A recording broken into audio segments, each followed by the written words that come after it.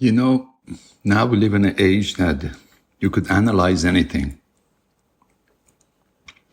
With the help of technology, different apps, even Siri in our iPhone, you could get so many information about the specific things. Scan everything like a barcode scan, right? And analyze everything to very detail. But that doesn't mean our judgment and the way we analyze is true. Okay. 2,000 years ago, according to some information that the Pharisee had from the book of the law of Moses, they were enraged, dragging this woman, brought it in front of Jesus. I can't even imagine how they dealt with that woman.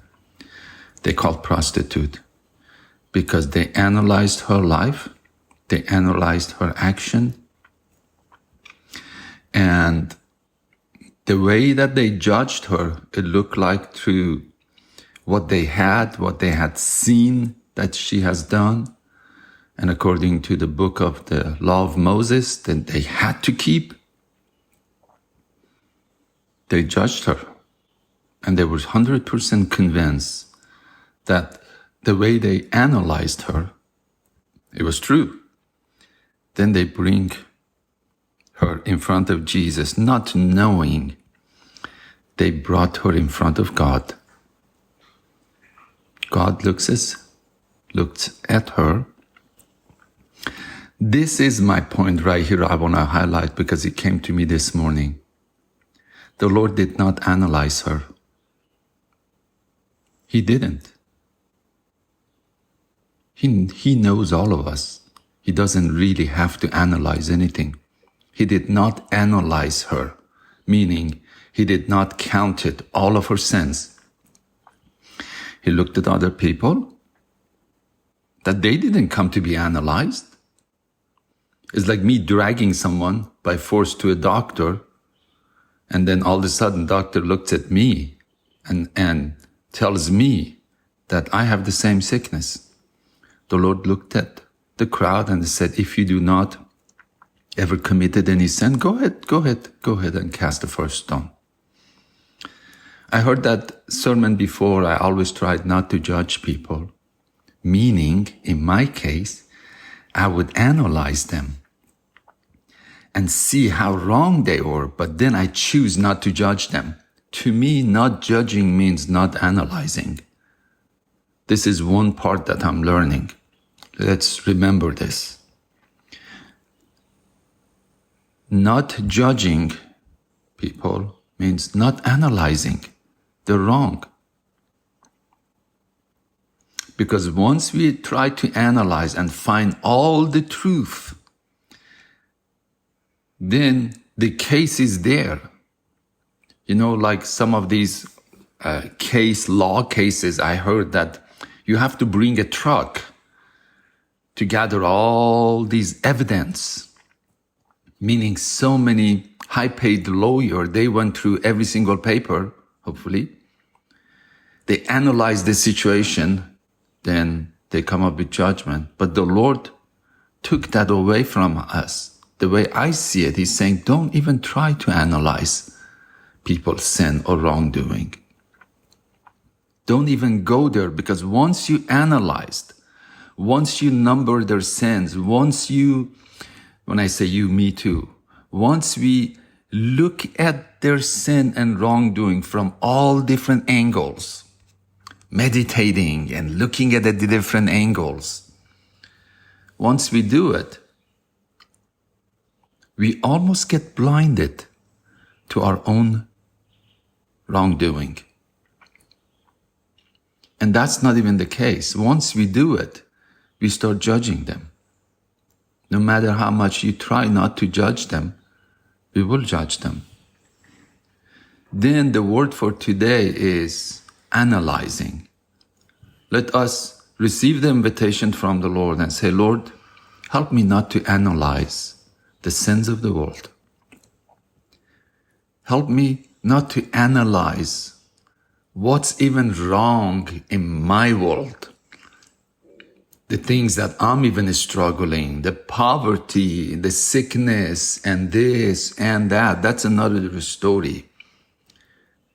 That's what one of the reasons a lot of us, except from the hormonal imbalances, we fall into depression is because we analyze our past. We analyze our present time, and we even analyze and foresee our future. Even if the evidence are there, like the prostitute, Jesus is saying, do not look at the evidence in your past, present, or future.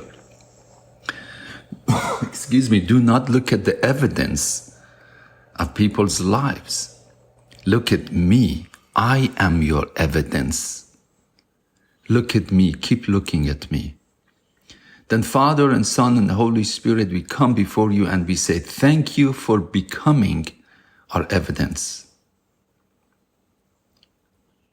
Who is our evidence? What is our evidence? Love. The person of love. Help us, Father, to stop analyzing even the current situation of the world, the politic of the world, the politic of our even neighborhood, the politic even inside our churches. Father, set us free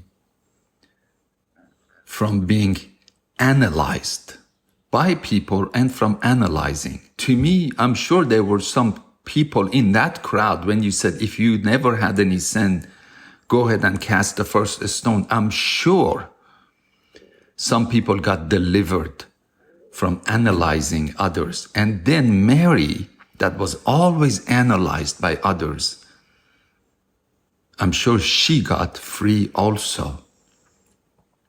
The fear of man to be analyzed by man, because God stood there and set her free and set some people in the crowd free. When the Son sets you free, you are free indeed. Father, if we ever called ourselves a prosecuting attorney, the judge, or the person that a sin was committed to him or to her, we release all of it. We are saying we are none of those people. And we are not in the court. We are in the heart of God, and He uses everything for good. And we choose by the power of Holy Spirit not to analyze anybody or anything, or to be afraid to be analyzed by others, because we are your sons and daughters. Set us free, Father, that we could run with you, not only walk with you. Run to your arms and also walk with you. I love walking with God. Anyway, this wasn't a message. This was something I shared. It came to me. I'm going to just share it with you guys. You take it into your heart and allow the Holy Spirit to take another chain off of you and another chain off of me. In His beautiful name.